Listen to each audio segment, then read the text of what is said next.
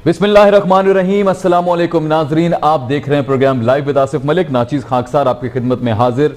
नाजरीन, हफ्ते का पहला दिन है और इंतहाई अफसोस के साथ ये जो दोबारा कोरोना की एक सूरत हाल पैदा हो चुकी है, गो कि पाकिस्तान अब तक महफूज है, ये खुशाइंद बात है, लेकिन ऑफ कोर्स इसका कुछ ना कुछ इम्पैक्ट पाकिस्तान पे भी ज़रूर पड़ेगा। किस हद तक इम्पैक्ट पड़ सकता है, इस पर डेफिनेटली हम आज बात करेंगे। असद उमर साहब जो कि एनसीओसी के हेड भी हैं, उन्होंने भी इस हवाले से गुफ्तगू फरमाई और वो कह रहे हैं जी कि पाकिस्तान इससे बच तो नहीं पाएगा। ऑफ कोर्स वो कोरोना जो है, जो नई किस्म है, वो इस पे अटैक तो करेगी और नई किस्म को जो है वो खास तौर पे रोका इसलिए भी नहीं जा सकता बिकॉज ऑलरेडी आपको पता है कि जनूबी अफ्रीका से बहुत सारी फ्लाइट्स पूरी दुनिया में जा रही हैं और अब केसेस जो हैं वो निकलने लगी, जिसमें बरतानिया के अंदर केसेस आ गए और यूरोप खास तौर पे इससे फिलहाल इफेक्ट होता नजर आ रहा है। इंडिया में भी इस हवाले से एक केस रिपोर्ट हुआ है जो कि जनूबी अफ्रीका की फ्लाइट से भारत पहुंचा था। अब ये जो नई किस्म है, इस हवाले से हमने ये जानना है कि क्या वैक्सीनेशन इस पे अमल कर रही है, मतलब कोई उसका कोई अमल दखल है इस हवाले से। लेकिन अब तक जो इत्तलात हैं उसके मुताबिक कोई वैक्सीन इसके ऊपर 40-60% से ज्यादा असर नहीं दिखा रही। तो क्या वैक्सीनेशन दोबारा करनी पड़ेगी या अल्लाह न करे अगर ये दोबारा से फैल जाता है पूरी दुनिया में, ये जो न्यू वायरस है, क्योंकि इससे पहले जब डेल्टा आया था या मुख्तलिफ वेरियंट्स आए थे तो वो कम अज कम कुछ ना कुछ ऐसी वैक्सीनेशन थी जो उस पर असर दिखाती थी। तमाम वैक्सीनेशन चाहे उस पर बाकी वैक्सीन उस पर असर ना दिखाती हूँ, लेकिन 2-3 वैक्सीनेशन जो थी वो उस पर असर रखती थी, तो जिसकी वजह से वो डेल्टा वेरिएंट से भी हमने जान छुड़ाई। लेकिन क्या इस नए वेरिएंट से ओमिक्रॉन से हम छुड़ा सकेंगे, अब ये हमें जो है देखना पड़ेगा और इस हवाले से आज हम कोशिश करेंगे मौजूद मेहमानों को जिस हवाले से बात करें। अब खास तौर पे हमारे लिए जो थोड़ा सा प्रॉब्लमेटिक क्यों हो सकता है, क्योंकि हमारे खित्ते में इस वक्त भारत के अंदर सबसे पहले रिपोर्ट हुआ है। भारत में वो जो शहरी था उसने 24 तारीख को जो है वो सफ़र किया था नवंबर को जनूबी अफ्रीका में, और इसी के साथ साथ बहुत सारी जो सरगर्मियां थी जिसमें वुमेन क्रिकेट के हवाले से भी जो है क्वालिफाइंग राउंड्स थे उनको कैंसिल कर दिया गया है, क्रिकेट सीरीज कैंसिल कर दी गई है जनूबी अफ्रीका के साथ, खास तौर पर न्यूजीलैंड की। तो मुख्तलिफ जो है इस वक्त आदाद शुमार वो ये बता रहे हैं कि शायद ये फ्यूचर में आगे बढ़ सकता है। सबसे बड़ी प्रॉब्लम यूरोप को, ऑफ कोर्स, क्योंकि 4 से 5 ममालिक और खासतौर पे ऑस्ट्रेलिया में, सिडनी में भी इस हवाले से केसेस रिपोर्ट होना स्टार्ट हो गए हैं। तो मुख्तलिफ बर्रे आज़मों में ये जो वेरिएंट है वो फैलता जा रहा है। पाकिस्तान में अब तक अल्लाह का शुक्र है कि कोई इस तरह का कोई वेरिएंट अब तक मंजर आम पर नहीं आया है। अब टेस्टिंग की क्या सूरत हाल है, ऑन ग्राउंड रियलिटी क्या है, किस तरह से टेस्ट किया जाएगा, इस वेरिएंट का कैसे पता चलेगा, ये बहुत सारे सवाल हैं। ऑफ कोर्स आपके माइंड में भी बहुत सारे सवाल होंगे, कुछ बेसिक नॉलेज क्योंकि इस वायरस के हवाले से अब तक हमें नहीं है, या वायरस के इस आप कह लीजिए मौजूदा शक्ल के बाद जब एक नई शक्ल निकल आई है, इस हवाले से कोई खास हमारे पास इंफॉर्मेशन नहीं है। सो आज हम कोशिश करेंगे प्रोग्राम में इस हवाले से जानने की बात करेंगे। अपने बहुत ही सीनियर डॉक्टर हमें ज्वाइन करेंगे, एनालिस्ट हमें ज्वाइन करेंगे, सीनियर हेल्थ रिपोर्टर हमें ज्वाइन करेंगे और उनसे पाकिस्तान के साथ साथ दुनिया में इस वक्त क्या सिचुएशन है इसके ऊपर आज बात करना मैंने सोचा कि बहुत ज़रूरी है और इसी से जो है आज के इस मौजू का आगाज़ किया जाना चाहिए। इस मौजू के बाद जो दूसरा मौजू होगा आज के प्रोग्राम में वो होगा जी मिनी बजट के हवाले से। गैस बहरान शिद्दत इख्तियार कर चुका है। मिनी बजट क्या है, टैक्सेशन कौन कौन सी ऐसी मराद थी खास तौर पे जो आवाम को दी गई थी लेकिन वो वापस ले ली गई हैं, तो उस मौजू पे हम बात करेंगे। लेकिन फिलहाल मुझे बताया जा रहा है हमारे बहुत ही सीनियर डॉक्टर जावेद उस्मान साहब हमें ज्वाइन कर चुके हैं। हेड थे ज़ियाउद्दीन हॉस्पिटल में और साबिक हेड रह चुके हैं। उनसे बात करते हुए इस हवाले से जानते हैं कि वो क्या खास तौर पे अपडेट दे सकेंगे इस हवाले से पाकिस्तान में क्या इस वक्त सूरत हाल है। सर अस्सलाम वालेकुम। जी हाँ, सर डॉक्टर साहब बहुत शुक्रिया आपने ज्वाइन किया। उम्मीद करता हूँ आप सेहत की बेहतर हालत में होंगे। डॉक्टर साहब ये अभी हम अल्लाह अल्लाह करके हमने जान छुड़ाई थी वो कोरोना से, आप तो बड़े इन्वॉल्व रहे होंगे इस पूरी सूरत हाल में being a medical person. Pakistan में सूरत हाल बेहतर हो रही थी, दुनिया में भी बेहतर हो रही थी और अचानक से हम एक नए वेरिएंट का सुन रहे हैं। अब ये नया वेरिएंट क्या है, ये जनूबी अफ्रीका से कैसे निकला, ये कितना ताकतवर है, क्या पाकिस्तान इससे सेफ रहेगा या हमें भी इसका असर होगा, थोड़ा सा प्लीज इस हवाले से जरा तज्जिया कीजिएगा।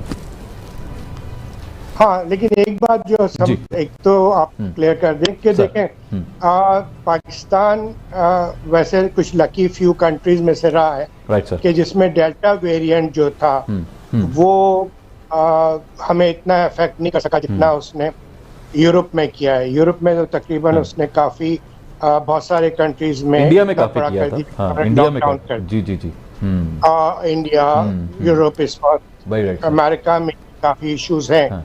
लेकिन जो ओमिक्रॉन जो कि नया वेरिएंट आया है, उसको हम ओमिक्रॉन है या 0 माइक्रॉन कह रहे हैं, ये एक्चुअली साउथ अफ्रीका और हांगकांग में और इजराइल में 3 कंट्रीज में डिटेक्ट हुआ था।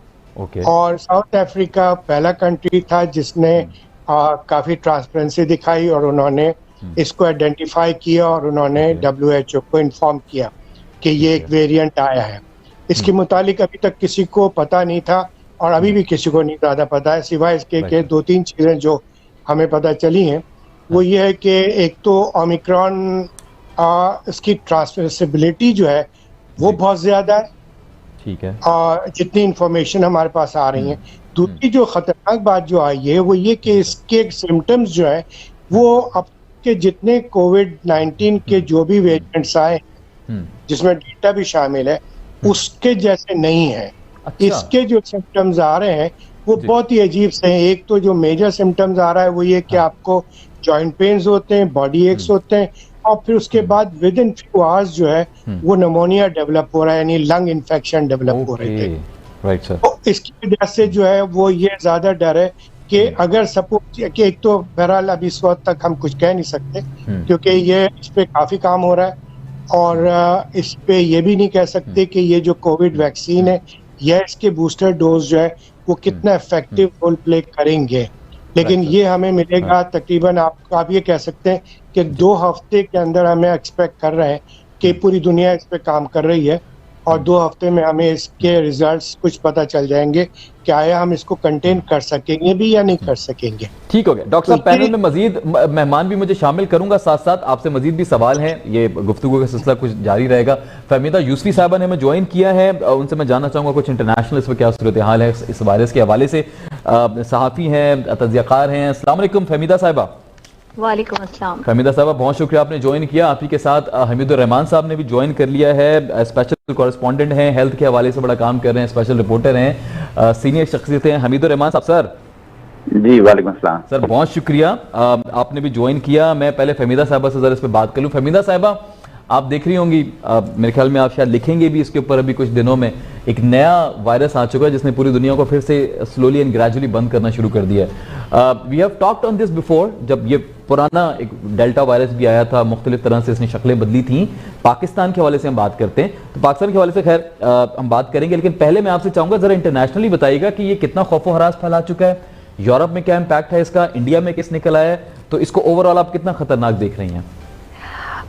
देखें, आलमी वबा जो ये जो कोरोना वायरस से बचाव की वैक्सीन तैयार करने वाली कंपनीज हैं, उन्होंने अलर्ट जारी कर दिया है कि ओमिक्रॉन को समझने के लिए उन्हें 2 से 3 हफ्ते तो अभी दरकार हैं, राइट। उसके अलावा जो बैनुल अक़वामी सफर के मराकज़ समझे वाले ममालिक हैं, उन्होंने सफरी पाबंदियों का ऐलान कर दिया है। अमेरिका, बरतानिया, कतर, सऊदी अरब, कुवैत, हॉलैंड, इंडोनेशिया, मराकेश ने पाबंदियां लगा दी हैं, ठीक है ना। और जो है इतनी परेशानी की बात यह है कि इस नई किस्म में मजमूई तौर पर 50 जीनियाती तब्दीलियां देखी जा रही हैं, राइट। और जी बिल्कुल, और बरतानवी तिब्बी माहिरीन का कहना यह है कि ये सबसे ज्यादा जो है वो खतरनाक है। रिपोर्ट्स के मुताबिक, जैसा कि आप जानते ही हैं, जनूबी अफ्रीका में, यूरोप में, इसराइल में इसकी तस्दीक जो है वो होती जा रही है। और दूसरी जानिब ये है कि अभी जैसे कि कहा जा रहा है कि जो है वो अभी थोड़ा सा इस पे वेट करना पड़ेगा हमें कि ये क्या है। और 37,000 से ज्यादा जो है वो केसेस सामने आना शुरू, जी एग्जैक्टली 37,000 जो है वो आना केसेस जो है वो, जी एग्जैक्टली। और ये जो है वो दूसरी जानिब मैं आपको बताऊं, मुमताज जनूबी अफ्रीकी डॉक्टर हैं एंजलिक कोट्री, उनका कहना ये है कि ये ओमिक्रॉन वेरिएंट जिन इंसानों में तशखीस किया गया है उनमें जो है ना सूंघने की सलाहियत खत्म हो जाती है, जायके से महरूमी लेकिन नहीं देखी जा रही है, और जैसे कि डेल्टा वेरिएंट में हमने देखी थी। और जर्मनी में भी मैं आपको बताऊं कि इस वायरस से 3 अफराद जो है इसका शिकार हो चुके हैं, और ये जो है वो बढ़ता जा रहा है। और ये जो है वो एक बार फिर अल्लाह ना करे, लेकिन जो है वो एक बहुत बड़ा खतरा बन सकता है। और दूसरी जानिब ज़्यादा हामिद उर रहमान यहाँ मौजूद हैं, ज़ाहिर है कि पाकिस्तान और उसके हवाले से वो ज्यादा बेहतर बताएंगे। लेकिन मैं ये बता दूं आपको कि जो आज डॉक्टर फैसल सुल्तान के साथ असद उमर साहब ने जो अपनी की है, तो उन्होंने ये बताया है कि एक तो जो हाई रिस्क एरिया है वहाँ पे टेस्टिंग वो बढ़ाएंगे, और दूसरी बात ये है कि इस वक्त इससे जो है ना वो बचना नामुमकिन ही होगा, और जी एग्जैक्टली वैक्सीन बूस्टर भी हमें जो है वो लगवाना पड़ेंगे। अब इसके ऊपर मजीद आपके जो पैनलिस्ट हैं मैं उनकी बात मैं हामिदुर रहमान साहब की तरफ। हामिद भाई बहुत शुक्रिया आपने ज्वाइन किया। आप ऑफ कोर्स फील्ड रिपोर्टिंग भी करते हैं, हेल्थ के हवाले से भी आपने बड़ा काम किया है, पाकिस्तान के हवाले से बड़ी गहरी आप ऑफ कोर्स नॉलेज रखते होंगे। जरा बताइएगा कि इस वक्त जो टेस्टिंग का निज़ाम है उसको थोड़ी बात कर लीजिएगा, फिर आपको लगता है कि हम इसकी तशखीस कर पाएंगे या इसकी तशखीस का अमल हो, तो मैं डॉक्टर साहब से जरा इन डिटेल गुफ्तगू फरमाऊंगा। अभी आप जरा पाकिस्तान में टेस्टिंग पे बात कीजिएगा, और आपको क्या लग रहा है कि पाकिस्तान में अगर ऐसा कुछ हो जाता है तो क्या हम तैयार हैं इसके लिए? जी देखिए, पहली बात तो ये कि मेरे ख्याल में खौफजदा होने वाली कोई जरूरत नहीं है। ये जो कोरोना वायरस का नया वेरिएंट है, इसमें इसकी भी तकरीबन चीजें देखिए वही हैं जो असल में कोरोना वायरस की थी। और दूसरा, हमारी आज मैंने आज इस पे स्टोरी भी की है, मेरी माहिरीन से भी मुख्तलिफ बात हुई और उनका यही कहना था, देखिए अगर ये वेरिएंट नहीं भी आता तो हमने पहले से दिसंबर में जो है नई लहर की जो है पेशगोई कर दी थी, क्योंकि आपने देखा कि जब अगस्त के बाद से लोगों ने खुद को बहुत ज्यादा रिलैक्स कर लिया था, मास्क पहनना छोड़ दिया था, समाजी फासला खत्म हो गया था, या जो एहतियात वो एहतियात छोड़ दी गई थी। तो और दूसरी चीज ये है कि हमारी जो है जो वबाई अमराज के माहिर हैं राना जवाद असगर साहब, मेरी उनसे आज बात हुई, उनका ये कहना था कि अब माहिरीन इस बात पर भी मुत्तफिक हो गए कि जो कोरोना वायरस है इसमें सीजनैलिटी आ गई है। तो ये भी एक वजह है। दूसरी चीज आपने देखा सर्दियों में इसलिए भी पेशगोई कर दी गई थी कि अगर मौसम सर्द हो जाता है और जो हम जो ये कह लें जो वेंटिलेशन है, घरों के दरवाजे बंद कर देते हैं, खिड़कियां बंद कर देते हैं, तो वेंटिलेशन खत्म हो जाती है, उसके नतीजे में जो है लोग ज्यादा मुतासिर होते हैं। और अगर घर की दरवाजे और खिड़कियां खोल ही रखी जाए तो वेंटिलेशन की सूरत में उसके जो खतरात हैं वो 18 गुना कम हो जाते हैं।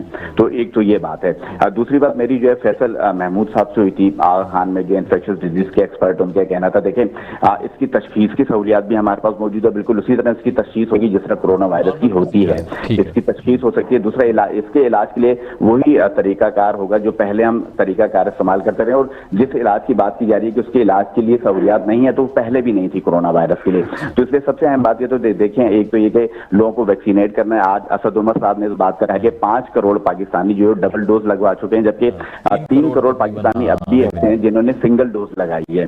तो मेरे ख्याल में देखिए असल वजह यही है कि हमें वैक्सीनेशन करवानी है, और वैक्सीनेशन के साथ साथ हमें एहतियात करनी है, और इसी पूरी इन तमाम बातों पर जो है माहिरीन जोर दे रहे हैं। आज जो है जो अजरा फजल पीचू हैं जो सिंध की वजीर सेहत है, उन्होंने भी जो है कहा है कि हमारे पास जो है वैक्सीनेशन की जो डोजेज है वो खत्म हो रही है, इसलिए अब बूस्टर के लिए जो उनको जो है इजाफी वैक्सीनेशन जो है वो इजाफी वैक्सीन जो फराहम की जाए। तो असल चीज तो देखें माहिरीन इसी पर इस बात पर जोर दे रहे हैं कि मौसम भी तब्दील हो रहा है। आप देखें 25 दिसंबर भी आएगा, फिर जो साल का आखिर उसका जश्न मनाया जाएगा, तो जो भीड़ है उससे गुरेज करनी है, अपनी एहतियात करनी है, तो एहतियात ही के नतीजे में से हम बच सकते हैं। बस असल चीज माहिरीन इस पर जोर दें, खौफजदा होने की जरूरत नहीं है। जी ठीक हो गया। डॉक्टर साहब मैं आपकी तरफ वापस आऊंगा। आपने सुना इंटरनेशनल क्या सूरत हाल है, पाकिस्तान में भी हामिद भी बता रहे थे, फील्ड रिपोर्टिंग भी करते हैं और काफी गहरी निगाह रखते हैं। अच्छा सर, एक खबर मैं पढ़ रहा था कल रात को जनूबी अफ्रीका के हवाले से ही, वहां की जो मेडिकल कमीशन है, जो वहां की यूनियन है, उनके मुताबिक जो अलामात हैं वो नॉर्मल हैं, कुछ ज्यादा डिफरेंस नहीं है, और कुछ लोग अस्पताल दाखिल नहीं हुए तब भी वो सेहतयाब हो गए। कुछ इस तरह की खबरें भी वहां से जनूबी अफ्रीका से आ रही हैं। तो आपको क्या लग रहा है कि ये दुरुस्त खबरें साबित हो सकती हैं या सिचुएशन को कुछ कोप अप करने के लिए, क्योंकि उनके सदर ने भी कुछ हवाले से कहा है कि हमें अलग किया जा रहा है दुनिया से, तो आपको क्या लग रहा है इसमें सदाकत हो सकती है? देखिए, पहली बात तो मेरा ख्याल है ये समझने की बात है कि हमारे पास में बहुत ज्यादा डेटा नहीं है। जितना डेटा इस वक्त हमारे पास में मौजूद है वो यही है कि ये एक्चुअली कोई ज्यादा डिफरेंस नहीं है जो कि कोरोना वायरस जो पिछले आए थे या डेल्टा वेरिएंट है। जो चीज है वो ये कि चाहे देखें, हमें ये तो पता है कि जो भी वायरस है ये अपना कोड बदलते रहेंगे कि जब तक हम पूरी दुनिया फुली वैक्सीनेटेड नहीं हो जाती है। देखिए बात ये कि अगर अब कुछ मुल्कों में अगर वैक्सीनेशन 100%, जबकि अभी 100% तो कहीं भी नहीं हुई है, लेकिन कुछ मुल्कों में अगर वैक्सीनेशन ज्यादा होती है, लेकिन अगर कुछ जैसे अब इस वक्त अफ्रीकन है, अफ्रीका में सिर्फ 7.5 लोगों को वैक्सीनेशन मिल सके पूरे अफ्रीका में। तो अगर ये सारी चीजें जो है ना ये बड़ी इंपॉर्टेंस रखती हैं, लेकिन जो सबसे ज्यादा जरूरत है कि देखें आपके कोरोना वायरस के जो कोट है, वायरस अपना कोट बदल के डिफरेंट नामों से आते रहेंगे इन फ्यूचर ऑल्सो। हमें जो तैयारी रखनी है वो हमें ये है कि भाई हमारे लिए जो इस वक्त सबसे ज्यादा जरूरी चीज है वो ये कि एक तो हम प्रिवेंशन की सारी जितने भी तरीके हैं उनको फॉलो करें, जिनको हम SOPs कहते हैं, और ये जो है ना ये बहुत जरूरी है कि हमारा मास्क जो है उसमें हमारी उसको हम प्रॉपर कोताही ना करें उसमें। डेफिनेटली सही कह रहे हैं आप, उसमें हमारे वो नहीं होनी चाहिए कोताही। और वैक्सीनेशन का जहाँ तक ताल्लुक है वो ये कि देखें चाहे बूस्टर्स हो या जो भी वैक्सीन आती है उसको लगवाने में मेरा ख्याल है हम सबको जो है ना वो तैयार रहना चाहिए, क्योंकि वही हमारी बेसिक जो प्रिवेंशन होगी और वही होगी कि किस तरीके से इसको रोक सके। रोकने में अगर मदद करेगी तो वो वैक्सीन मदद करेगी और हमारी एहतियात मदद करेगी। सर अच्छा थोड़ा वैक्सीन पे भी जी प्लीज कंप्लीट कर लें आप। जो मैं ये कहना चाहता हूँ कि देखें बात ये थी कि देखें नया इस वक्त वायरस है, हमारे पास बहुत ज्यादा इंफॉर्मेशन नहीं है, हम एंजाइटी भी नहीं फैलाना चाहते हैं। हम ये कहना चाहते हैं कि देखें एक चीज है, हमें उसके मुतालिक इंफॉर्मेशन चाहिए, हमें तैयार रहना चाहिए, और इसके ज्यादा देखिए कोई बात नहीं हो सकती। अगर हम इसमें सिर्फ एक पैनिक की सिचुएशन क्रिएट कर देंगे उसका हमें कुछ हासिल नहीं है। ठीक हो गया। हमें सिर्फ ये समझना है कि देखिए ये एक चीज है और ये किसी वक्त भी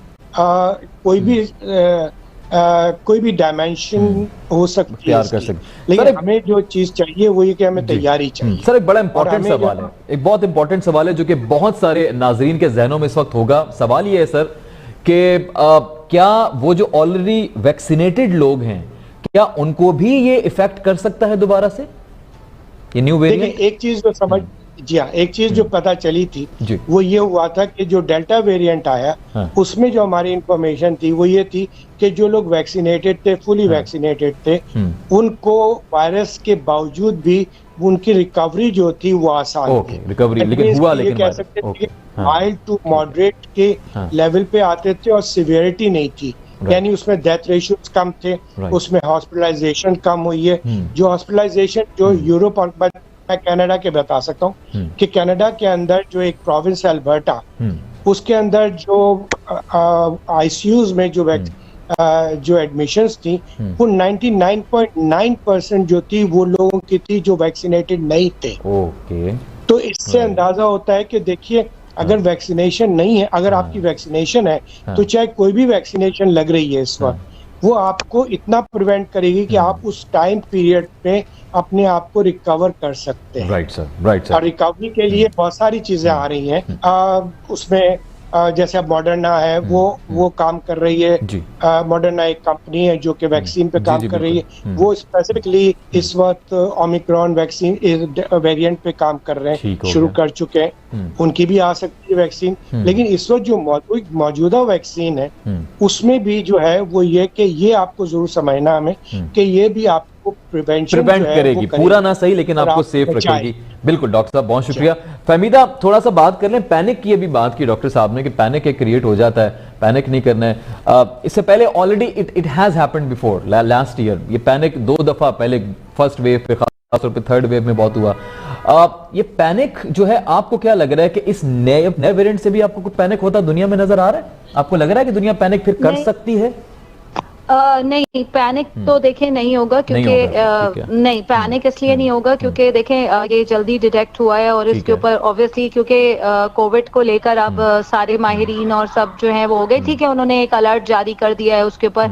और जो जैसे कि हामिदुर रहमान और डॉक्टर साहब कह रहे हैं कि प्रिकॉशनरी अलर्ट हमें लेने पड़ेंगे, यानी कि जो वैक्सीन हैं डोजेस बढ़ाने होंगे, फासला, मास्क, वो सब जो है जो करना है वो हमें कहना है। और जो WHO के माहिरीन हैं उनका भी अभी तक ये जो मानना है वो ये है अभी इस डेल्टा के जैसे डेल्टा वेरिएंट जो है मुख्तलिफ एरियाज में बहुत तेजी से फैला था, लेकिन ओमिक्रॉन में ऐसा नहीं देखा जा रहा था क्योंकि उनका अभी तक का ख्याल है, जाहिर है कि अभी 2-3 हफ्ते ऑब्वियसली लगेंगे, लेकिन अभी तक का जो ख्याल है माहिरीन का वो ये है कि इसमें बीटा और गैमा वेरिएंट्स की खुसूसियात जो है वो मौजूद हैं। तो एक होप है मौजूद कि ये नया वेरिएंट जो है जो वैक्सीन हैं उनके लिए इतना बड़ा खतरा नहीं होगा। सिर्फ ये है कि जो डॉक्टर साहब की बात है कि वैक्सीन कराना पड़ेगी और जो बूस्टर शॉट्स होंगे मे बी वो जो है वो लगवाना लाजमी हो जाएगा और कुछ इस तरह होगा।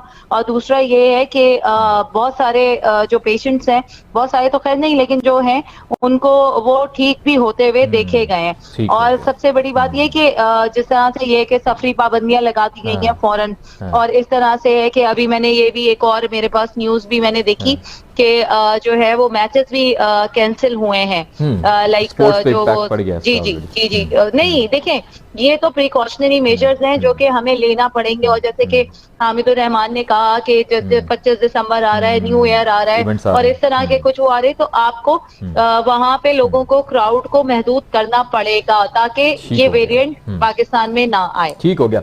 हामिद रहमान साहब, ये आप पे क्लोज करूंगा, जरा बताइएगा कि अभी फ्लाइट्स मुझे पता चला है कि जनूबी अफ्रीका और इस तरह के कुछ ममालिक की हमने बंद की हैं, क्या इन फ्यूचर अभी देखें 2 से 3 हफ्ते रिक्वायर्ड हैं फ्यूचर जानने में या समझने में कि वेरिएंट कितना खतरनाक हो सकता है, आपको क्या लग रहा है कि ऐसा मुमकिन है कि हम यूरोप की परवाजें या दूसरे किसी ममालिक की परवाजें भी बंद कर दें?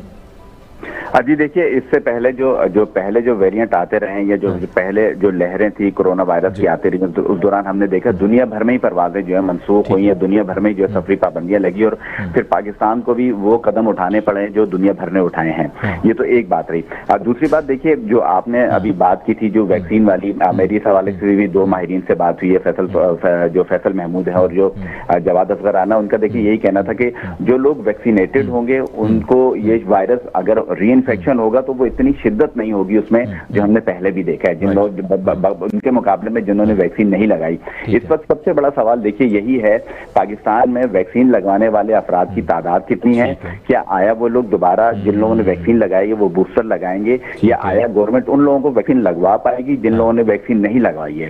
क्योंकि ये एक अहम सवाल है। इससे पहले देखें जब गवर्नमेंट ने कहा था कि जी आपकी सिम्स ब्लॉक कर दी जाएंगी, तो एक रश था जो सारा जो है पूरी रात रश, बिल्कुल सही कह रहे हैं। तो बजाय हम उसकी तरफ जाएं तो जो बात कर रहे हैं हर्ड इम्यूनिटी की, तो वो उसी सूरत में मुमकिन होगी जब बड़ी तादाद में लोग वैक्सीन लगवाएंगे। क्योंकि देखें गवर्नमेंट ने कहा था 2 महीने में हम ये हदफ हासिल कर लेंगे, तो आप जो है हम पूरा साल गुजार चुके और हम उस हदफ को हासिल नहीं कर सके।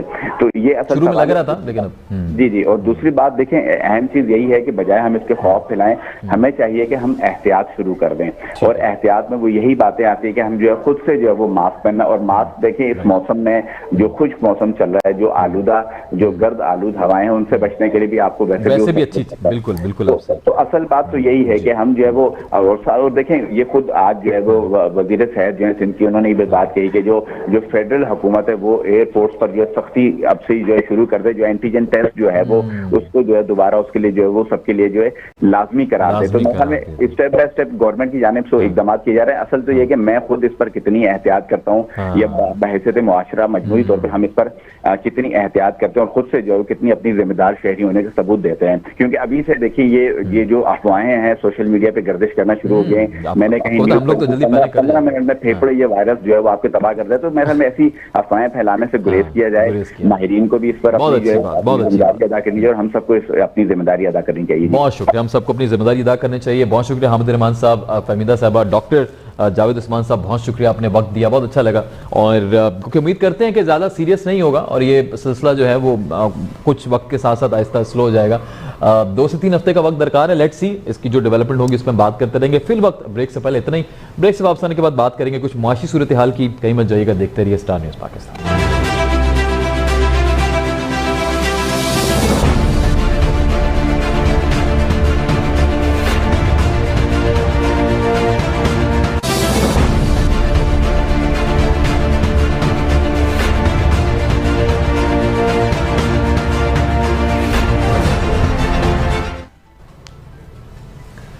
जी नाज़रीन, वेलकम बैक। लौट कर वापस आ चुका हूं और अभी ये मुआशी सूरत हाल जो है वो संभलने नहीं वाली है।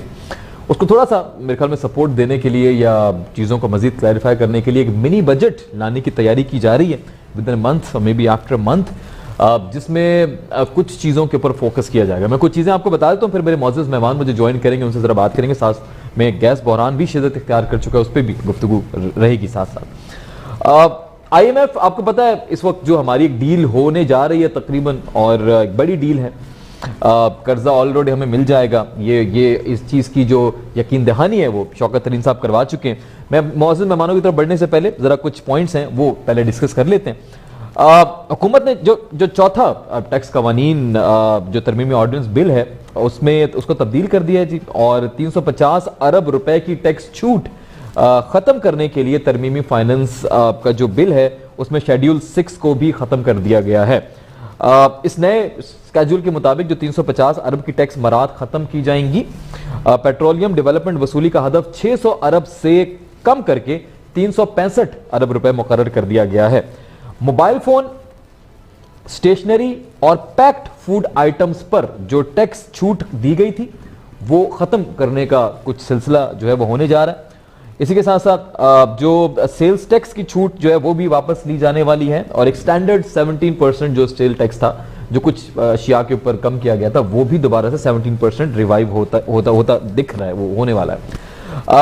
इसके साथ खास तौर पे जो टैक्स वसूलियों का जो हदफ था वो 5,829 अरब रुपए से बढ़ाकर उसको 6100 अरब जो है वो करने का भी एक तजवीज़ दी गई है। और इसी के साथ साथ जो लेवी कम, पेट्रोल लेवी की मैं बात करूँगा, कम या बढ़ाने की जो क्या कहेंगे आप, डिसीजन पावर है वो वजीर आजम को देने की एक तजवीज़ है। तो ये पूरी सूरत हाल है। इसके अलावा एक कोरोना के हवाले से जो फंड था उसकी भी जो शफाफ तरसील और पूरा अमल जो है उसके ऊपर भी एक रिपोर्ट कहा जा रहा है कि वो सेटिस्फाई हैं IMF से। तो इस पर बात करते हैं। फारूक डाडी साहब ने मैं ज्वाइन किया सबसे पहले। फारूक साहब अस्सलाम वालेकुम। वालेकुम सलाम। फारूक साहब बहुत शुक्रिया ज्वाइन करने का। पहले जरा आपसे बात करने का आगाज करूंगा। इस वक्त ये जो IMF की सूरत हाल कुछ पता नहीं बनती नजर आ रही, बिगड़ती नजर आ रही है, हम तो खैर कंफ्यूज हो चुके हैं। कहते हैं जी वो जो कर्जा है बहुत जरूरी है, कर्जा लेना भी है, और वो कर्जा लेना है तो उसकी कुछ शराइत भी होती हैं, वो शराइत फिर अवाम को पूरी करनी पड़ती हैं। तो वो कुछ शराइत के लिए एक मिनी बजट अभी आने वाला है, तो जरा मिनी बजट को आप जरा अपने अल्फाज में बताइए, आसान अल्फाज में क्या होने जा रहा है सर? देखिए, जो भी आपको कर्जा देता है आमतौर पे आप IMF को फिर वक्त साइड पर रखें, लेकिन कोई भी कर्जा देगा तो पहले ये इंश्योर करेगा कि ये मेरा पैसा जो है ये मुझे वापस मिलेगा भी या नहीं। अच्छा। और वो क्या तरीके, क्या जराए जिसके तहत मेरे पैसे जो वो सिक्योर्ड है और मुझे मिलेंगे। ठीक है। अच्छा, हमारे साथ प्रॉब्लम ये है कि IMF तो अपनी जगह जरूर है, ठीक है ना, लेकिन IMF के अलावा हम सियासत का भी शिकार है, बैनुल अक़वामी एस्टेब्लिशमेंट का भी दबाव हम पे बहुत सारा है, और हमारे अपनी जो पिछली हुकूमतों ने जिस तरह 10 साल के अंदर 60 अरब डॉलर का जो कर्जा लिया है, तो जाहिर बात है जब इमरान खान ने हुकूमत को संभाला तो फौरी तौर पे आपको 9.2 बिलियन डॉलर का कर्जा देना था, जो कि आपके पास उसके वसाइल भी नहीं थे ना आप, क्योंकि नवाज शरीफ खजाने में 7.5 पौने 8 अरब डॉलर ही सिर्फ छोड़ के गए थे, जबकि 30 अरब डॉलर से ज्यादा का कर्जा उन्होंने लिया, और उसके अलावा यहाँ पे नोटें भी छापते रहे। ठीक है ना, ये दोनों गवर्नमेंट है। ठीक है। तो इससे हम पे जो बोझ पड़ा है, और वो जो नोटें छापी है और जो पैसे उनसे लिए हैं, तो वो नजला हम पे गिरा हुआ, और उसको उसकी किस्तें भी हम इसी में से दे रहे हैं। अभी आपने जैसे बताया कि 5,829 अरब का जो FDR का टारगेट रखा है हमारा, अब 6100 कर दिया, अब इससे 6,100 अरब कर दिया। मैं आपको एक बात बताऊं कि FDR में इतनी करप्शन है, इतनी करप्शन है, उसके बावजूद ये हुकूमत ने मैनेज किया कि अपने टारगेट से ज्यादा अचीव कर रहे हैं। और ये हमारे FDR के जो कलेक्टर्स है ना, जितना हुकूमत पाकिस्तान को रेवेन्यू देते हैं उससे ज्यादा पैसा वो अपने घरों में लेके जाते हैं। अच्छा जनाब, और आपको ये भी बता दूं कि they contribute 60% revenue, approximately 60% revenue to our national budget. Okay. And the leakage of revenue within FDR itself used to be more 60%। तो आप ये अंदाजा लगाएं कि जो इदारा मुल्क के नेशनल बजट को 60% के करीब अगर आपको वो दे रहा हो, उसके ऊपर आपका पूरा बजट बेस कर रहा हो, और वही इदारे में लीकेज ऑफ रेवेन्यू भी 60% के ऊपर हो, तो आपकी इकोनॉमी पे चलने का सवाल ही पैदा नहीं होता। तो ये पिछली जो 2 हुकूमतें थी, इनको तो पड़ी नहीं थी, उनको तो कर्जे मिल रहे थे और उससे हुकूमत भी चला रहे थे, पैसे भी बाहर भेज रहे थे और मनी लॉन्ड्रिंग भी कर रहे थे, सब कुछ कर रहे थे। आपके सामने की बात है कि सर्विंग वजीर खजाना अपनी हुकूमत में यहाँ से भाग गया। अरे कभी दुनिया में कोई ऐसी मिसाल देखी है आपने? नहीं, वो भागे नहीं, वो आएंगे, वो कॉल उनको वापस आएंगे, वो सही वक्त का आए या ना आए, लेकिन इस मुल्क की इकोनॉमी का तो बेड़ा करके भाग गए ना ये लोग। ठीक हो गया। आज ये हम पे जो हो रहा है, आज हमें इतनी कड़ी कड़ी शराइत के ऊपर जो पैसे देने पड़ रहे हैं, तो उनका भी बोझ उतार रहे हैं। आज बैनुल अक़वामी सतह पे जो हमारे यहाँ पे ये जो चल रही है, क्या कहते हैं, महंगाई, तो वो तो अपनी जगह, लेकिन हमारे यहाँ जखीरा अंदोज लोगों ने वो भी इतने नालायक लोग हैं, चाहे वो कारोबारी लोग हो, कोई भी हो, इनको कोई एहसास नहीं है, ना इंसानियत का, ना शर्म, ना गैरत, मिलावट, हर चीज उन्होंने भी जखीरा अंदोजी करके क्या ज्यादा से ज्यादा मुनाफा कमाया। तो ये सारी चीजों की वजह से पाकिस्तान में ये हम फेस कर रहे हैं। और मिनी बजट देखे, अभी शौकत तरीन ने जैसे कहा कि हम यूनिफॉर्म सेल टैक्स का रेट करेंगे, क्योंकि ये IMF की शर्त है कि ये आप सारे स्लैब को हटाएं और आप एक यूनिफॉर्म कर दें। ठीक है। तो वो और इससे यकीनन हमारी जो इंडस्ट्रीज वगैरह है, एक्सपोर्ट, इन सब पे दबाव आएगा और बढ़ेगा। लेकिन देखिए, इमरान खान जो है वो अपनी पूरी कोशिश कर रहे हैं और उन्होंने इतने सख्त फैसले लिए हैं जो इसमें, क्योंकि उनकी हुकूमत को जाने के खतरात मौजूद होते हैं, लेकिन आपने ये सख्त फैसले करने लाजमी है आपकी इकोनॉमी को बचाने के लिए। थोड़ा सा एक पीरियड है जिसके अंदर हम ये सब फेस कर रहे हैं। थोड़ा सा पीरियड सर, ये तो खैर सुनते आ रहे हैं, लेट्स सी, उम्मीद करते हैं थोड़ा सा पीरियड हो। हमें उम्मीद है कि इंशाअल्लाह ताला हम इससे भी सुर्ख हो जाएंगे। ब्राजीलियन डॉलर की आपको मिसाल मैं दूं कि 82 के अंदर 375 के करीब $1 के इक्विवेलेंट था, और आज वही ब्राजीलियन की इकोनॉमी जो है वहां पे $1 that is 3.75 that's a big recovery. आपके जिस दिन ये सीपैक शुरू हो जाएगा, आपकी ये जो सारी चीजें शुरू हो जाएगी, तो this will turn around our economy. लेकिन प्रॉब्लम ये है कि हम सियासत का शिकार है। IMF जो अमेरिका के इन्फ्लुएंस में चलता है, फेडरल अमेरिकन इन्फ्लुएंस में चलता है, और अमेरिका पाकिस्तान पे पूरा सियासी जोर लगा रहा है कि हम चाइनीज कैंप में किसी तरह जाए नहीं, हम अपना सीपैक को वाइंड अप कर दें। तो ये सारी चीजें हैं जो हमें सियासत की वजह से आपको लग रहा है इम्पैक्ट ज्यादा पड़ रहा है। जाहिर बात है सियासत का आंसर ज्यादा, वरना हमारे पास फॉरेन रिजर्व इस वक्त सबसे हाईएस्ट पड़े हुए हैं। ठीक है ना, हमारे पास कोई ऐसा नहीं कि कमी हो, हमारे पास कितने मैं कह रहा हूँ ना, $7 अरब, $7.5 अरब के नवाज शरीफ छोड़ के गए थे, तो आज आपके पास $26-27 अरब का फॉरेन रिजर्व फंड पड़ा हुआ मौजूद है। आपके ओवरसीज पाकिस्तानियों ने दिया। आपकी जब मुशर्रफ के दौर में $25 अरब की एक्सपोर्ट थी, तो इन दो नालायक हुकूमतों ने उसको गिरा के 18 बिलियन पे लेके आए। और आपको मुशर्रफ के दौर में जब 2003 और 4 में तिजारती खसारा सिर्फ 25% था, और नवाज शरीफ और जरदारी की हुकूमत में ये खसारा 200 के ऊपर चला गया। इस गवर्नमेंट को, इमरान खान की गवर्नमेंट को ये क्रेडिट जाता है कि उन्होंने ट्रेड डेफिसिट काफी हद तक कम किया। लेकिन ये चारों तरफ से ये जो प्रेशर आ रहे हैं, इसमें सबसे ज्यादा प्रेशर अमेरिका का है, और वही अमेरिकन एजेंट जो यहाँ पे हमारी जड़ों में बैठे हुए हैं, हमारे अंदर हुकूमत में इमरान खान के आस पास भी ये लोग मौजूद हैं। समझे ना, जो मौजूद है, मैं ये नहीं कह रहा कि इमरान खान की कैबिनेट, इमरान खान उधर भी आपको लग रहे हैं। चले ठीक है सर, मुझे और भी मेरे सवाल है, मुझे मौजूद मजीद मेहमानों ने ज्वाइन करना था, मैं वेट कर रहा था उनका ज्वाइन कर, मुझे बताया जा रहा है कि उनसे राब्ता नहीं हो पा रहा है, होगा कोई इशू उनकी तरफ यकीनी तौर पे। लेकिन सर अभी मैं आपसे कुछ सवाल है मेरे मजीद। एक, ये जो टैक्सेशन की तरफ बात कीजिएगा, जो टैक्स में छूट दी गई थी वो वापस ले लेंगे, आपको नहीं लगता कि इस तरह के फैसलों की वजह से इमरान खान साहब की अगली हुकूमत खतरे में पड़ सकती है? 1.5-2 साल रह गए टोटल, इस तरह के मिनी बजट्स आएंगे तो ये उनको तो मेरे ख्याल में बड़ा इम्पैक्ट हो सकता है इससे। फारूक डाडी साहब, देखे ना, कोई आवाज आ रही है आपको?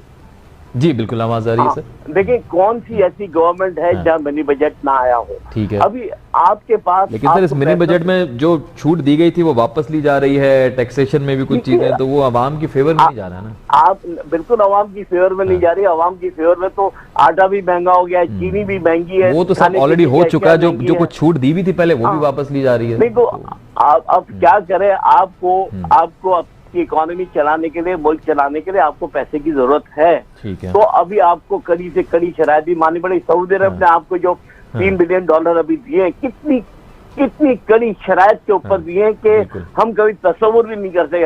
हम कहते हैं हमारा ब्रादर इस्लामी मुल्क, ब्रादर इस्लामी मुल्क, लेकिन कोई आपका उस वक्त तक कुछ नहीं होगा जब तक आप अपने पाँव पे खड़े नहीं होंगे। हमें खुद अपने पैरों पे खड़ा होना होगा। ठीक हो गया, ठीक हो गया। सर इस पे जरा थोड़ा सा गैस बहरान पे बात कर लें। ये गैस बहरान तो शिद्दत इख्तियार करता जा रहा है। पहले 1 दिसंबर से 15 जनवरी सुना था कि गैस बंद रहेगी, अब 15 फरवरी हो गया, 1 महीना उसके अंदर ही भी एक्सटेंड हो गया है। 8-8 घंटे गैस नहीं आ रही कराची जैसे शहर में भी। कैसे देख रहे हैं सर ये गैस बहरान मजीद कितना शिद्दत इख्तियार कर सकता है, उसकी वजह क्या है? देखिए गैस बहरान की बुनियादी वजह यह है, एक तो पाकिस्तान में जो गैस निकल रही थी उसमें काफी कमी हो गई है। ठीक है, वो तो सर्दियों में होती है अक्सर। होती है नहीं, उसके अलावा जो हमारा रिजर्व जो हम इस्तेमाल कर रहे थे उसमें भी काफी कमी आई है। एक तो ये वजह है। दूसरी वजह ये है कि हमारी डिमांड भी बढ़ गई आबादी के साथ साथ, वक्त के साथ साथ। तीसरी चीज ये है कि सर्दियों में तो गैस वैसे ही कम आती है। अब प्रॉब्लम ये है कि हमारे पास कोई ऐसे स्टोरेज के टर्मिनल पिछली हुकूमतों ने नहीं बनाए। अच्छा, जहाँ पे हम गैस को सही मानों में एलपीजी वगैरह, वो तो इस हुकूमत ने भी नहीं बनाया ना। फिर वो तो नहीं, अब इस हुकूमत ने ऐलान किया 2 टर्मिनल बनाने का, ऐलान अब किया है। ठीक, अल्लाह करे कि हो। लेकिन देखे ना कि 70 साल का सारा मलबा लोग समझते हैं कि इमरान खान की हुकूमत 3 साल में कर ले। चले आपका पर्सपेक्टिव है। ठीक है, देखिए भुट्टो साहब का अगर आप दौर देखें, ठीक हो गया, जब वो पावर में आए तो उन्होंने सारी इंडस्ट्रियलाइजेशन ये वो सब नेशनलाइज की। उसका शुरू में जो नताइज वो बड़े खतरनाक निकले और आपकी इंडस्ट्रियलाइजेशन पे बहुत बड़ा धचका हुआ।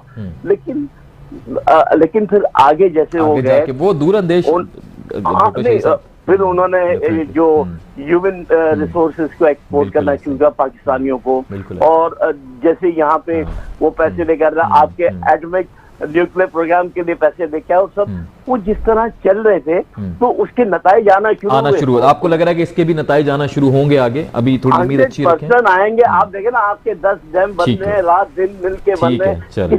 किसी हुकूमत की, पिछली हुकूमतों की ये हिम्मत नहीं भी वो डैम को का काम शुरू करने के लिए, इसलिए कि अमेरिका बहादुर नाराज था कि ये काम नहीं होना चाहिए। इमरान खान ने शुरू किया, इमरान खान ने तो एब्सोल्युटली नॉट कह दिया। अब देखते हैं। चले सर, वक्त मेरे पास कम है, मुझे हेडलाइंस की तरफ बढ़ना है। आपका बहुत शुक्रिया, आज काफी आपसे इन डिटेल बात हुई और मौजूद मेहमान मजीद ज्वाइन नहीं कर सके तो उनसे माजरत। नाज़रीन आज के लिए इतना ही, कल इंशाल्लाह आपसे होगी मुलाकात रात 10 बजे। तब तक के लिए अपना बहुत ख्याल रखिएगा। आसिफ मलिक को इजाजत दीजिए। फी अमानिल्लाह। पाकिस्तान जिंदाबाद।